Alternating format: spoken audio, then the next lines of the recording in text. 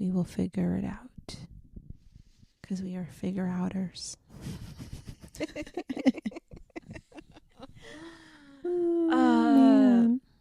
Soy Krystle. You know what? For the longest time, I thought like how you ask someone what's your name was like ¿Cómo te llamas? Or something like that.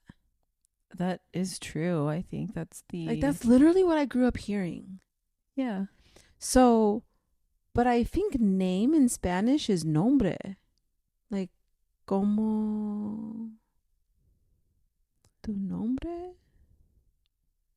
Honestly, and I was like, that's not what I learned. Yeah. I just came from Mexico. In Spanish class, I learned ¿Cómo te llamas? Is... Yeah, right? Yeah. I don't know the direct translations of those things, but... Me neither. I just know it's what I heard. And when somebody asked you that, they were asking you what your name is. See? Nombre, name. Well, yeah, because when I was in Mexico, I ordered a coffee and they asked for my name to, like, because they're going to call out the name for the coffee. And they asked what my name was. And he definitely said nombre. So I'm very confused. This is why I was like, this is why I don't even try. Because I'm like, do I say ¿Cómo te llamas? I have a very funny story. Yeah, I want to hear. Okay, hopefully she is okay with me speaking about this. But okay, my friend and I were trying to find a bar. Nice. And it was at night, and we were just like Googling places, and we kind of found this one. And we were so the whole time we were either using Apple Maps or Google Maps. Okay. And the times that the business is open or like the days that they're open have been very inconsistent. Mostly because I don't think that the businesses actually run and check that their information is correct on there. Someone else probably puts it on. Okay. So we went to this one place and we were like, oh, we see the sign and it's like this gated building. And so we're like trying to walk in there. And my friend goes in first and I go in second. And a security guard from outside comes up and asks us a question. And I'm like really slow. I'm super slow at like translating in my head and like comprehending what they're actually saying to me. Yeah. And the guy said something and my friend's just like, see, and she just walks in. And then I'm like thinking about what he said. And he's like, tu vives aquí? Tu vives. Oh, you live here? And I was sitting there holding the door. I'm like, wait, we don't live here. I was like, we don't live here. What? And I like looked at him and I looked at her and I looked at him and I looked at her. Girl, you can get arrested. And no, it wasn't that serious. But she started asking like the guy that was working like the desk inside, probably like, I don't know, work like what's it called for like apartment buildings or yeah. So he was like at the desk there, and then the security guard like comes over again and is like asking us like, "Tu vives aquí?" And I was like, "No." And then he like explained to us, like, "Oh, this restaurant's only open Tuesdays through Sundays," and it was a Monday, or like Tuesday through Saturday or something. And he was like, "If you check the Instagram page, it has this and that and the other." And we were like, "Oh, okay." And we just walked away, and we were like, oh my gosh, that is so funny. And then it was funny because I just saw her yesterday and she was telling me like, oh, I was telling my brother about my trip. And my brother asked me a very funny question. He was like, when you don't know what they're saying, what's your go-to answer? Yes or no? And she was like, well, mine's yes. So it was so funny. Oh my gosh, that is funny. How was it? It looked beautiful. It was so fun. Oh my so fun. I know I from every time I've been to Mexico, I know I love Mexico. But Mexico City is just like something else. There's so much history. There's so many good food places. It's like very lush and green. It's like almost like Europe. It's like very Europe inspired. Yeah. I mean, Spain, right? Yes. Interesting. Mm-hmm. Oh, I have to go. You do. I do. I want to go back. We Nice. should go together. We so should. So, speaking of Mexico, pretty sure the Mexican trip is not happening. Aww. Because, wait, did I tell you that he was like, oh, can we reschedule to May? Yes. And I was like, no, bro. No, we cannot reschedule to May. Mm-hmm. And I really haven't heard anything back. I mean, well, we've been like messaging just like randomly, but I'm pretty much going to consider that trip is not going to happen. And I need to just go with my friends. Yeah, absolutely. And find a new Mexican. Yeah. Mm-hmm. Find a new Mexican. Pinche Mexican. That sounds amazing, though. Yeah. Nice. 10 out of 10. Would recommend. Oh. We were leaving and we were still bookmarking really places to go and things to do from the city. Like we were in the airport about to leave and we're like still adding stuff to the list and we're like, we have to come back. Nice. Yeah. That's awesome. Yeah. Cool. Mm-hmm. Sweet. Yeah. How was the weather? It was hot. Really? Like mid 80s. Yeah. It's hot. Yeah. And I've officially officialized, not that I didn't know this already, but it's like it's funny how I'm always confused with people's biotypes when they're so close to me. Uh-huh. Like people that I'm close with. Oh, yeah. But then you've like confirmed that she's a sanguine. I'm pretty sure. Subphlegmatic. Yeah, 'cause I saw her in person. Yeah. Yeah. And on the trip, it was just like so apparent. She was like getting super hot and like, like didn't need a jacket. And I was like, I'm cold. I don't know what you're talking about. And, like, little things like the whole like tuviera aquí thing. I would have been so embarrassed and like, I don't know, just like, oh my God. And she was just like, whatever. And I was like, oh, that's such a sanguine thing. That is. You know what? I'll tell you this about sanguines. I'm done working for sanguines is very frustrating because you can expect chaos and you can expect no direction. And this is why I want to lose my shit a lot at work. Yeah. Doesn't help when you're tired. No, it does not. No, it does not. Yep. And they thrive in chaos. I don't. Well, phlegmatics do too, no? Phlegmatics thrive in people chaos. And I do. Like when it comes to people, I know how to go. Yeah, same. When it comes to engineering, I do not know how to go. Oh my God, it drives me crazy. But that must help that you're on the team because people probably also feel the chaos from the sanguine and then the people are in chaos and that's when you step in. Yes, they are. I'm trying to.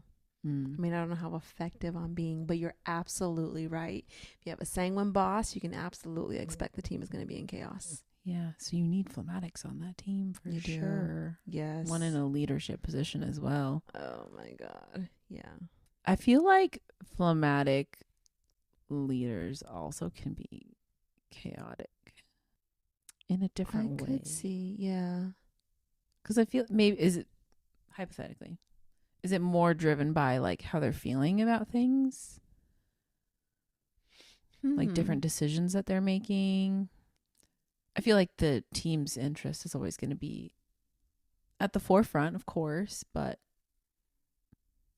I'm trying to think, like, have I ever worked for a phlegmatic? I think.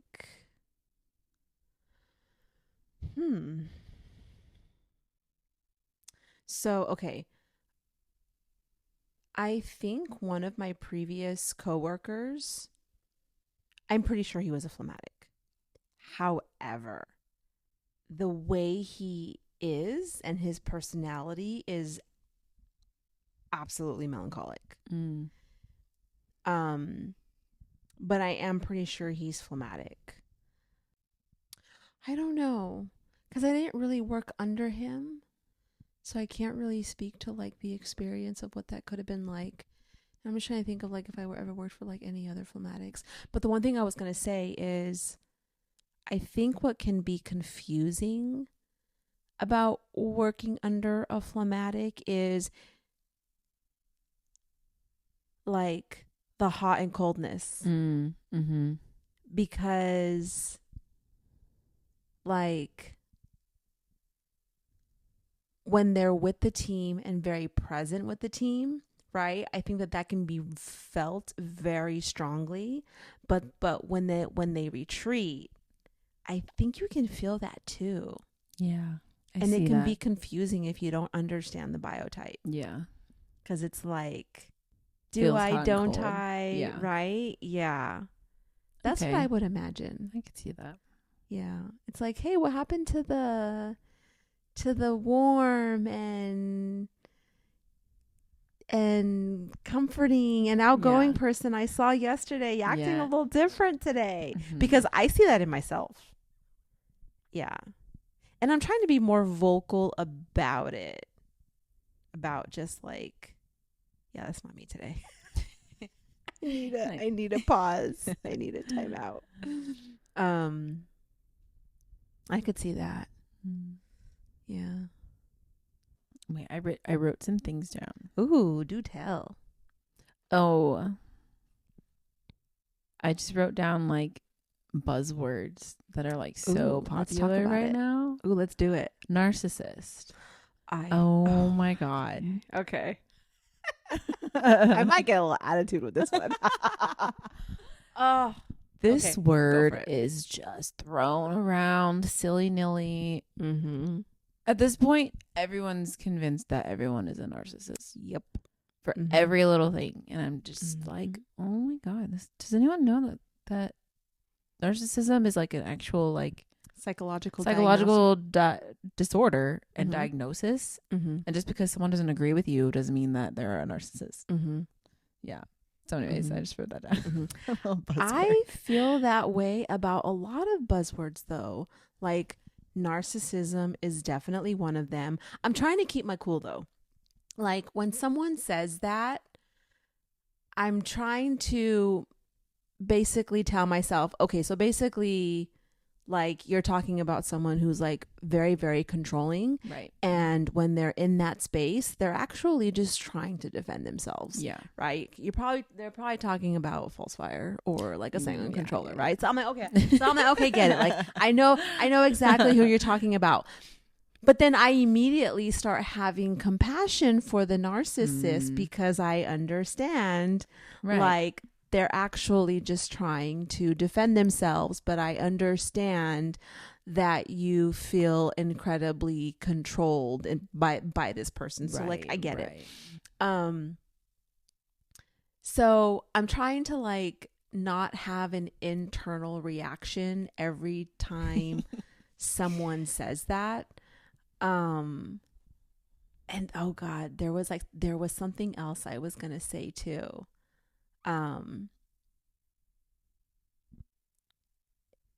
Okay, like I think the feeling that's coming to me is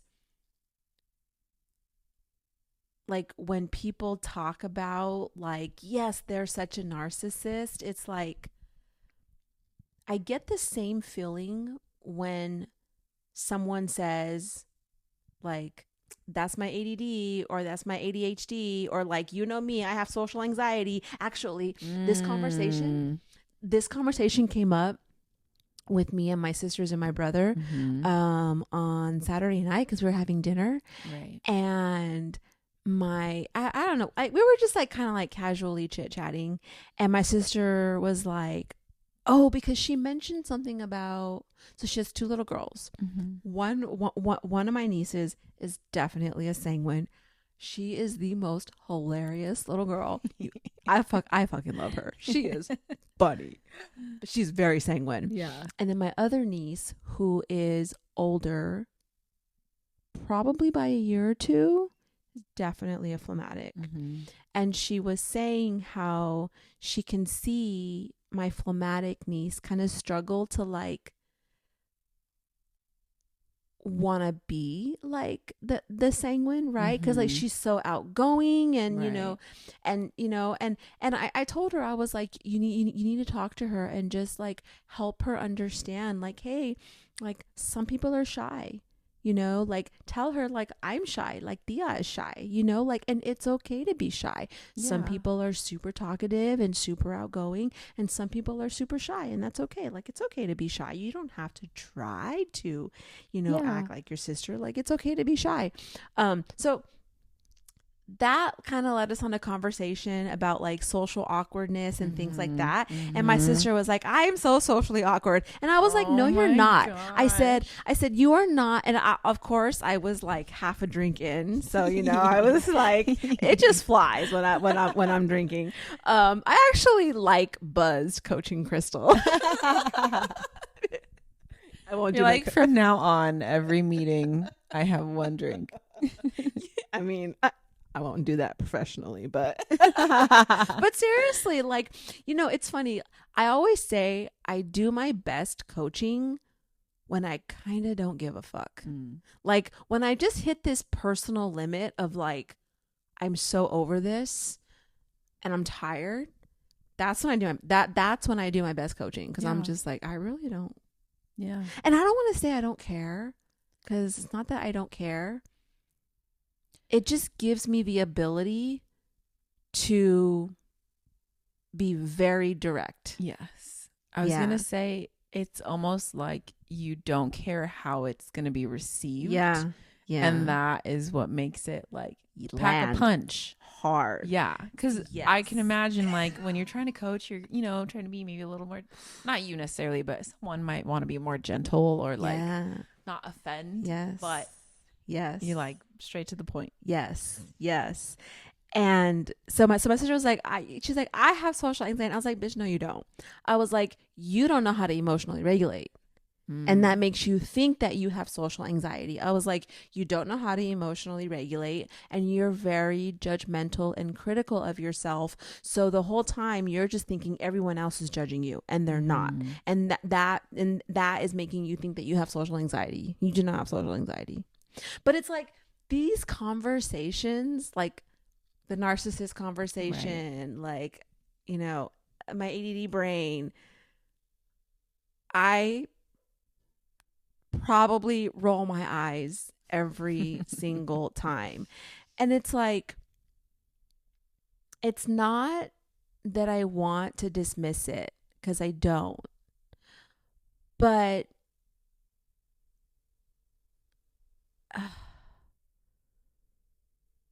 sometimes it's because it's a biotype thing and I just want them to understand that. Sometimes I'm like, no, it's a personality thing, or it's a trauma thing, or it's a self-perception thing, right? And like, I genuinely just want to like support this person so they can understand, so they don't continue to think that something is wrong with them. Right. Because then what happens is, oh, I think I have this, and now I'm going to go get a prescription. Yep. When in actuality, if you could just understand your biology, or you could just understand, this part of your personality, or actually why this comes up for you, you wouldn't need to be on all of this, Right. So it's like, it comes from a place of like, oh, I just really want to support this person. But then also too, like, I also don't want to dismiss like the seriousness of the diagnosis of people who truly struggle. Right. Like PTSD. Right. That's another big one, right? Like, oh, I have PTSD. And now that I actually know I have PTSD, that kind of fucks with me a little bit. And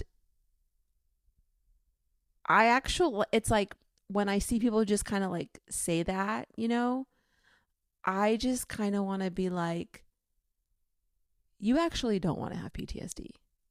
Like, you really, really, really don't. Yeah. But it just becomes a buzzword. Yeah. With no seriousness behind it anymore.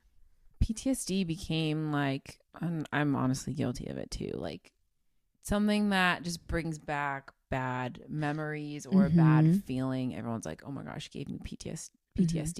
And it's kind of downplayed it.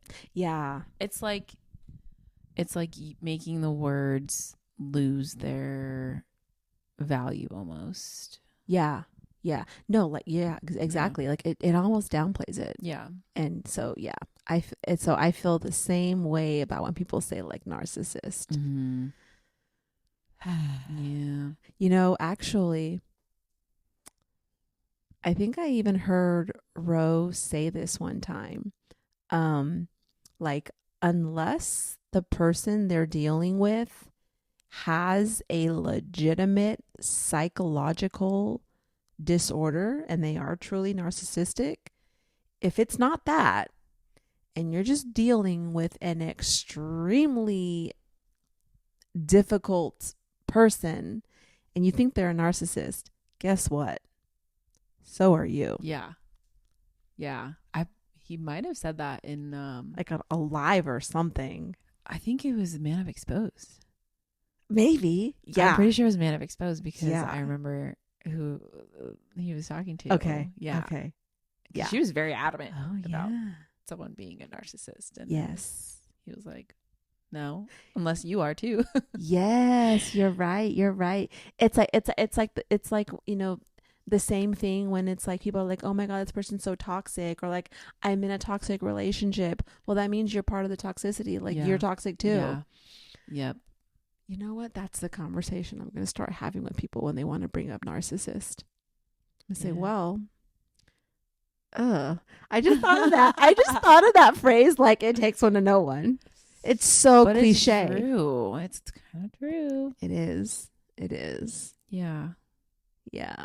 I mean, that's what, like, anyone who judges other people on something, they say that that person is judging themselves about that thing, right? It takes one to know one. Like, yes, exactly, exactly. Yeah, yeah. Crazy how the mind works. I feel you on that one. Yeah. I forgot what it was. I saw something on TikTok or Instagram.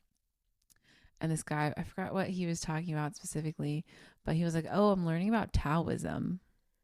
Ooh. And he spoke about something. I thought it was very profound. I don't remember what it was, but it made me look into. He like was reading a book, and it was like Taoism of Pooh or something. Like the book uses Winnie the Pooh to teach Taoism. Oh, and I'm like, I'm adding this to my cart. I really want to get adding that. Yeah.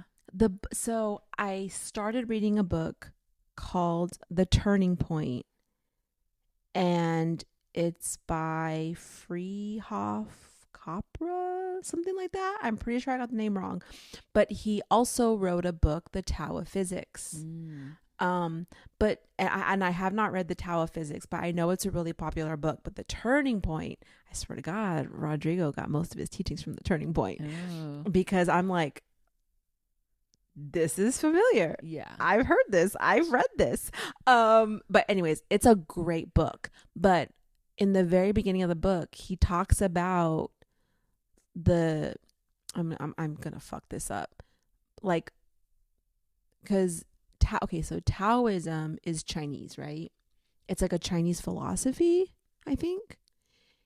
And he talks about like the Chinese philosophy of yin and yang and how it's very misunderstood in Western culture and what it actually means. Like,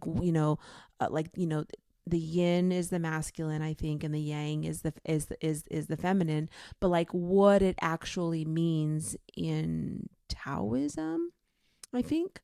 But yeah, so I'm interested. I need to read this book. Yeah, I want to read the one. What's The Turning Point about? The Turning Point. It's about like the turning point. It talks about the intersection of science and spirituality, and how like we have turning points in history, and the turning points they're cyclical, where we started off as like, you know, super spiritual, right? Like living in community, you know, everything is interconnected. And then you know, we took on a very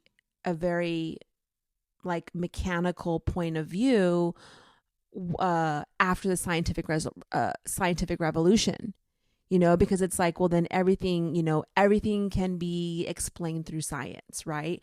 But in doing that, we then separated like science from spirituality, and like how we used to see things, because we used to see things as everything is interconnected, but from a purely scientific perspective, you can break everything down to the individual part, right? But that is not how things should be, because things cannot be broken down by their individual parts. Right. And he actually talks about systems theory, and in systems theory,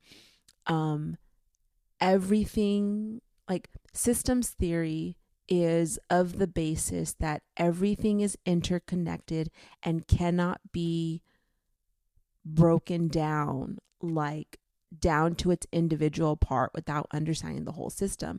And it's like, this is where this is where systemic psychology comes in, because like the family is a system, and you cannot understand the individual person apart from the system. It just doesn't work that way. And so he talks about these cycles, and like how like we're kind of approaching this cycle where people are beginning to understand that everything is interconnected. And so we're swinging back the other way. Thank the Lord. I mean, I hope so. I just feel like, can we stop swinging to the extremes? Oh, that's true. We don't want to go to the extreme. You know, of like, it's this way or it's that way. There's always the middle ground. There's always a middle ground. Yeah. So, but it's really good. That sounds it really kind of hurts my brain a little bit. I can see that. So I'm like, okay, I gotta digest step by this step. overnight. Yeah, I can see that. Yeah, but it's good. That sounds really interesting. It's really, really good. Yeah. So, I want to, send me that book. I will.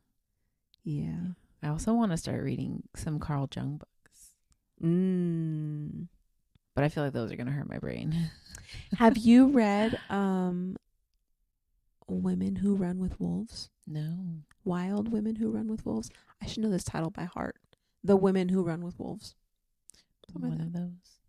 I love it. So it's by an author who is a Jungian psychologist, actually, because, and I don't really know too much, but from what I understand, like he has like archetypes, right?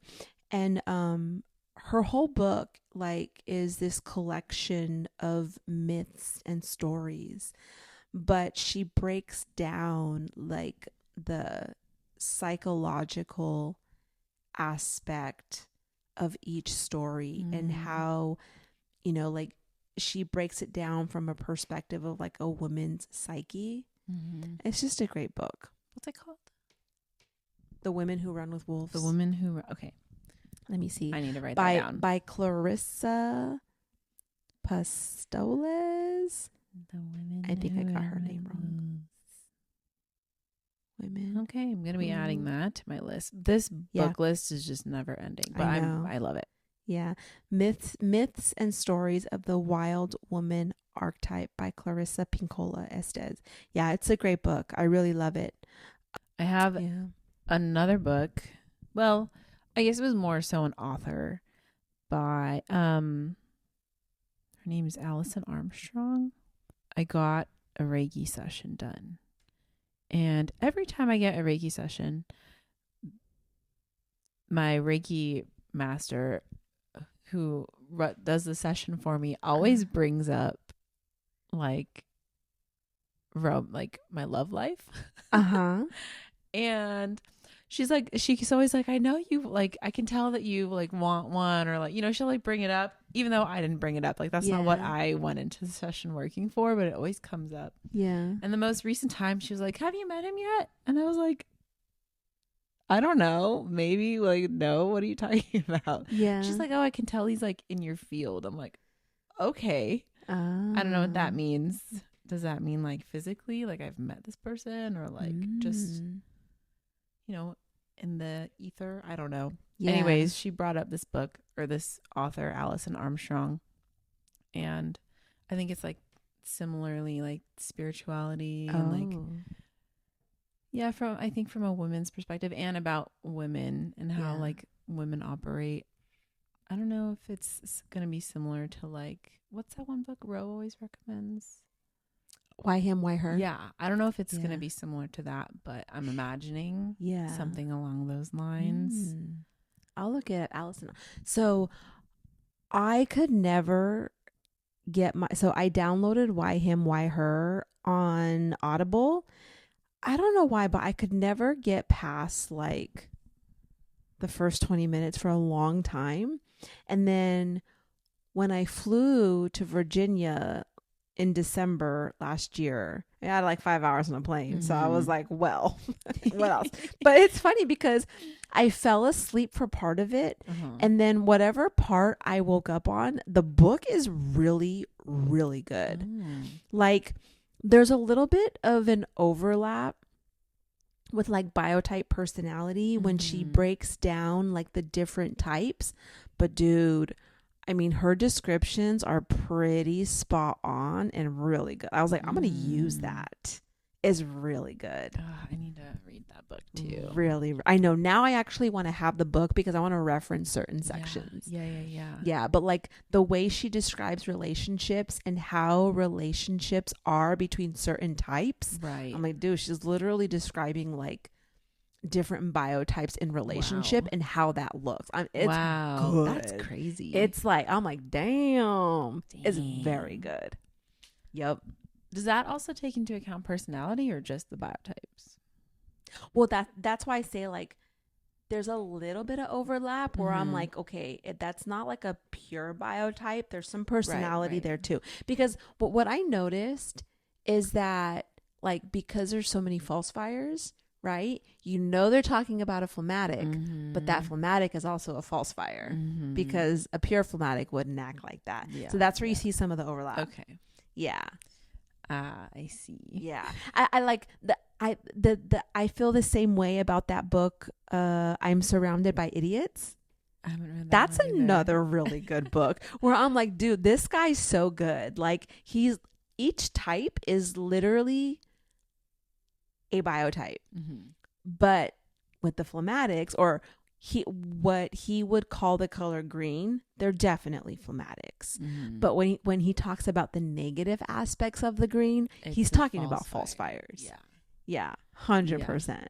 So, but that book is good too. Yeah, it's pretty funny actually, and I think he has to be a cleric because it's so like it's dry. just written from a no, it's actually very funny. Okay, but it's like it's so direct. I'm like, this guy has to be a cleric. Like, yeah, he'll call yellow people are lazy, and that's just how they are. And I'm like, that a cleric would say that, and they're not lazy; they're just sanguines that get distracted. Yeah, they just get distracted easily. That's funny. So that's another good one. I have the Surrounded by Idiots one, but I need to buy the Why Him, Why Her and have it. Yeah. Yeah, I love having the actual physical copies of books. I am listening to this book on Audible. You know who Josh Brolin is? No. I love Josh Brolin. Have you seen The Avengers? Do you watch Marvel movies? I have seen The Avengers. Okay, he plays Thanos. Okay. I love Josh Brolin, and he wrote a book called From Under My Truck. And I downloaded it on Audible because I want to hear his voice. And it's a good book. So he's definitely a sanguine. And the book is in storytelling form. It's so good. So good. It's so good And it's also very poetic. Yeah. Yeah. So that's a good one too. You should add to your list. Okay. But get it on Audible so you can hear his voice. Okay. So you have a good voice. Yeah. Yeah. He's just got that like deep, very like strong fatherly voice, and like he's telling you a story. It's really good. Nice. I was actually really surprised too. I was like, this is a really good book. Actually, I found out about his book on a poetry Instagram account. Nice. So I was like, oh, I have to read this. Yeah. Yeah. Did it quote his book or something, or just mention it? It showed a clip of him reading a passage from the book, and I was like, that is so good. Yeah. Yeah. That's how I found one of these books that I'm reading right now. That's taking me a while to read, but every time I pick it up, it's just like amazing. Yeah. Oh my gosh, I forgot the name of it. Untethered? No. Anatomy? Oh, it's another book. Oh my god, I'm blanking right now. Girl, I hear you on the books. It's by Marianne Williamson. And it's called A Return to Love. There we go. Yeah.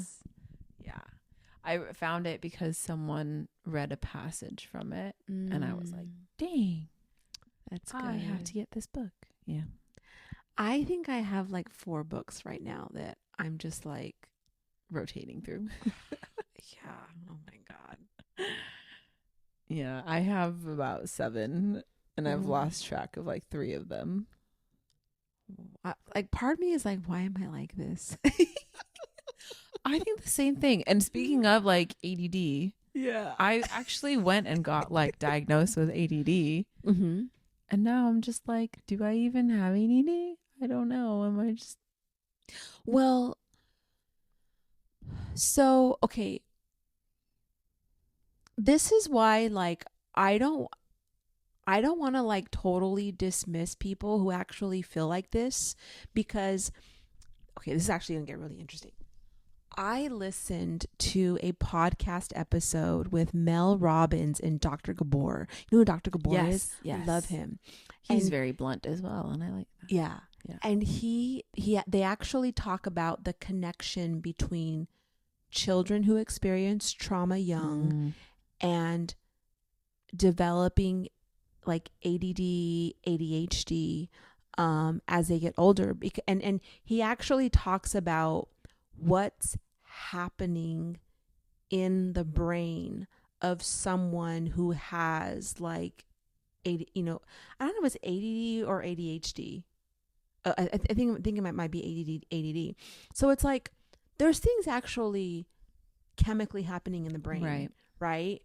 And I do believe that maybe something similar is happening, right? But then where I start becoming curious is if someone says that, I actually do want them to like tell me more. Because like, if it's something that, you know, like, you know, this person has ADD because they did have like a traumatic childhood, like there's a way out.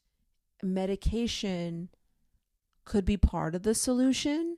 Maybe it's a temporary solution, but there is a way out. I mean, like the brain, like the brain is, like what is that? Like neuroplasticity, right? Yeah, right. It takes work. Yeah, you know. So it's like you can, you know, rewire your brain. You know, what's that saying? Neurons that wire together, fire together, or fire together, wire together. I don't know, something like that.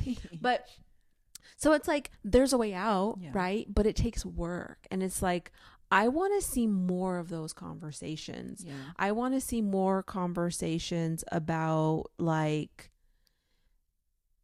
actually, you know what? I'll just put it out there. I have an idea that I want to bring to life. I might have already told you about it, about how I want to do a workshop on PTSD for first responders. You haven't, I don't think. I want to do a workshop on PTSD for first responders because, like, I want to, like, okay, I'm probably going to start crying, but have I told you when I found out I had PTSD? No. Like, legit PTSD? It kind of freaked me out. I think I found out earlier this episode from you just saying it. So, unless I've forgotten and you have told me. Oh man, I wonder if it's a podcast episode that I downloaded because it was kind of like a hot minute ago. I was on a podcast episode. It might have been like a listener question one where everyone's like, if you're on Zoom, you can ask a question. And I was sharing something about, somehow they got on the conversation about dreams. And I was sharing like a common dream that I have. And, you know, Ro was like, well, in Jungian psychology, you know, like this would be the explanation for that type of dream. And as we were talking about things, I can kind of tell, like, I know when Ro is in like coaching mode and like observation mode. I could tell he was like he was like observing me, you know? And he was like, that's a PTSD response. But it was the way he said it. Like, you know, you have PTSD, right? Yeah. And I was like, I think I started crying on the episode. But this wasn't the one that you were talking about, your dream about being in your grandma's house. Yes. Oh. Yeah, you listened to it? I did. Okay. But I don't remember him saying like that's a PTSD response. Yeah, it like it came about in like the conversation and talking about the dream because it was like a recurring, because I think they're talking about bad dreams. And like a recurring dream that I have on occasion is like I'm in the house where I grew up and people are trying to break in. And so he said something about like, and I was so curious about like that type of dream always happens in the house I grew up in. Yeah. And he was like, because that's the last time you felt safe. And I think that led down to like a conversation. Yeah. Okay. I'm remembering now. And so when he just like said to me, like, you know, you have PTSD, like that shit hit my whole body. Because I don't know. I don't know. Like, yeah, I think because as he said that and I processed it, I think I began to really understand what people mean when they say they have PTSD. And like the first thing I thought of was like people that are veterans that I know, you know? And I started to really pay attention after that.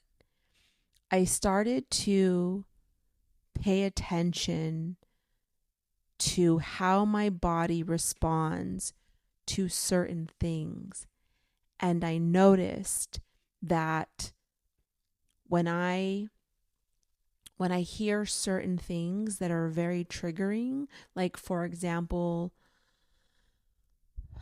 oh God, okay, my kids talk really loud. They're just loud. But if they're downstairs talking and I'm upstairs in my room, it sounds like they're fighting. And what happens in my body, I freeze. Yeah. And I can feel my heart pounding. And I'm 10 years old again. And I hear my stepdad beating my mom in the next room. Wow. Like I'm literally a child again. Yeah. And I remember what my 10-year-old body felt like. So I started really paying attention to when I hear certain things that are triggering, or I'm just with certain people that kind of cause that, what's happening in my body. And I don't know, I think I felt sad. I think it made me feel sad that, holy shit, this is what my 41-year-old brain thinks is happening. Yeah. And that was like over 30 years ago. Yeah. And I think just having that realization really made me have a lot of compassion for people who like legit have PTSD. Yeah. And then I read the book When the Body Keeps Score. Yes. And he literally talks about what's happening in the brain. Yeah. And it's like, you know, your body's always sensing things, you know, even if you don't know it, right? Information's coming in, it's going through the amygdala, and it's the amygdala that is saying like, is this a threat? Or it goes through the amygdala, I think, to the hippocampus. I don't know. I'll have to like look at the brain, but like I know what happens, right? It goes in, and the amygdala says, am I in danger in this moment? And the fact that my amygdala says yes, and my body has a physical response, makes me really fucking sad. So what I want to do is I want to have a workshop, and I want people to like actually understand like physiologically what's happening. Yeah. And then I want to work with them to process that, like within a safe space with all the tools that I have. Let's actually identify what your brain thinks is happening, and let's process that. Then let's create a practice so that when this happens, you know that, or you have the ability to discern, is this am I really in danger or not? And because I feel like that's really important, you know, like, because if you have a job that where like you will actually be in danger, right? That being able to respond from a space of being able to ground yourself, right? And have clarity could literally be the difference between life and death. Yeah. Whether it's your life or it's somebody else's life, you know? But also too, like, you know, people have responses just with their family and friends. And I get it now.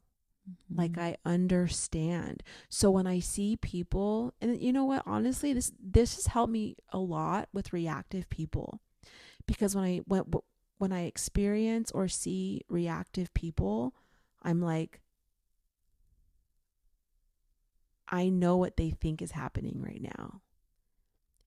And in actuality, they're completely safe and nothing could be further from the truth. Right. But I know that their brain and their body doesn't think so. Differently. Yeah. Yes. Yeah. Yeah. So that's the workshop I want to do. That's powerful. Yeah. I got to make it happen. It has to come to life. Yeah. It has to come to life. Yeah. By when? I'm just kidding. No, seriously. By when? You know,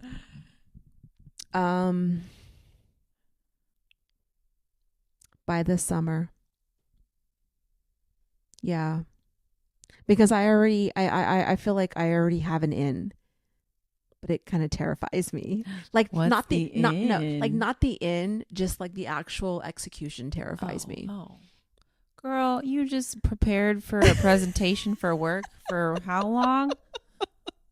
I know. But something you're actually really, well, I don't know. You might be actually passionate about your work, but like something you're super passionate about, like this, I know. you got it. Yeah. You got it. Yeah. It's something I really want to do. I think my brain automatically goes to like, how is this going to be received? You know, Just have a drink. for real. I mean, oh my God. Okay. At Rock and Brews, I had oh God, what was it?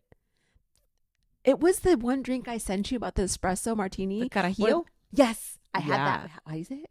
Carajillo. Girl, is better than espresso martini. That's what everyone says. I was at a restaurant so in Mexico, and the waiter was like, "You should get a Carajillo," and I was like, "Dude, it's 11 a.m. I maybe other people drink this early, but I don't drink this early." It's good. Yeah, that sounds good. Really good. Dang. I was like, I could have another. So wait, what is it exactly? It's liquor. Does it have tequila and espresso? Okay. I don't know. Let me see. Is it like orange? Nope. No orange flavors. Okay. How do you spell it? C-A-R. What the heck? C-A-R. Something. Hio? Coffee drink. It's okay. It's 50-50 espresso and liqueur 43. Okay. I don't know what that is. I think it's a coffee. Is it not a coffee flavored liquor? I have no idea. What is liqueur 43? But it's good. Damn, I might have to get me one of those. We're gonna have to go to Rock and Brews. Yes, we do. Yeah. I was just thinking today that I think it's because it's not summer anymore. But it's been a while since we've gone out and like had dinner. We need to go. Yeah, we need to go. It's a popular Spanish liqueur with 43 natural ingredients. Oh, hence the number. Including Mediterranean citrus fruits, botanicals, resulting in a smooth golden liqueur with complex notes of vanilla, citrus, and spice. Okay. That's where I was getting orange. It's not orange. It's citrus. It's delicious. It is delicious. You know what? This probably tastes like a Spanish latte. Ooh. I'm imagining. Because I feel like those are the flavors. Like okay, I didn't know that. It's a pretty bottle. I feel like those are the, like in that liqueur, those are the flavors in a Spanish latte, I think. Really? I'm pretty sure. All right. We're going out.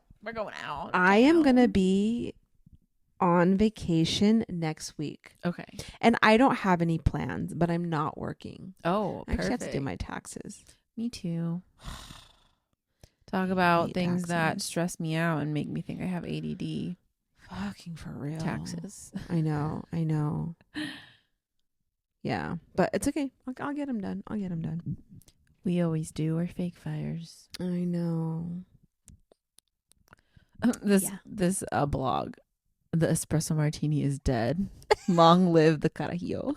Oh man, you know what? We still love our espresso martini. I will always love an espresso martini. Hey, the ones at that one bar were really good. Yes, they were good. Yeah. The restaurant. Mm-hmm. Yeah. They were good. Yes, they were. I love them with tequila. Yeah. Delicious. But yeah. It's gonna be my new favorite drink, girl. Carajillo. I have a carajillo. How you say it in Spanish? I want soy tiendes. What are you trying to say? You want? Yeah. Quiero? Quiero? Tiendes? What? That means understand. Yo quiero carajillo. That's it, huh? Yeah. Yo quiero Taco Bell. Yo quiero carajillo.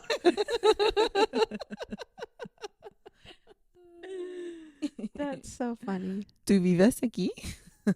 Just kidding. Yep. Oh my god. Oh, So man. funny. So That's funny. so great. You know what? I think I would actually have a lot of fun in Mexico. I think I would actually really try to speak Spanish. We tried our bestest. Yeah. Oh man. Okay. There's a Mexico trip coming. Yes. I kind of want to go for my birthday. So, but that's in November. We got to go sooner. Oh, okay. So we could do 2. So the place that I wanted to go to with the Mexican was Via de Guadalupe. Mm-hmm. It's a winery. It's not far. I guess you can actually probably do a day trip out of it. I guess. I don't know, but they have like nature glamping. I was like, that'd be really nice. So I'm gonna talk my friend into going too, and we're all just gonna go for like a weekend. Sold. Yes. Say less. Yes. I'm there. Doesn't take much to get me to go to Mexico. Right? Although I'm kind of curious, like, is it? I think the border's crazy right now, or the airports, or something. I don't know. It's hard to like actually kind of like see what's going on, like on social media, right? But I think there's like chaos around the border, the airports. I don't know. Like they're on strike, or I didn't experience any of that. That's good. I don't know if it's a specific airport. Wait, where did you fly from? We flew from LAX into Mexico City. Oh, the Benito Juarez airport. Okay. So you didn't go through through TJ. No. Okay. It was all fine. Nice. Yeah. Because my friend even mentioned that she saw on social media that customs was like crazy. Yeah, me too. And it took people 2 hours to get through customs or something. Yeah. And it was just a breeze. Yeah. Okay. So I don't know if it just depends on the airport. I don't know. It's hard to say. What? It's like, is it the airport? Is it social media? I don't know. Yeah. Okay, that's good to know. Yeah. Cool. All right. Mm-hmm. Mexico. Viva Mexico. Carajillo. Yo soy Carajillo. No. You are. I think it's time for Krystle to go to bed. I know. Oh, that's so funny. Adios. Hasta luego. Ciao.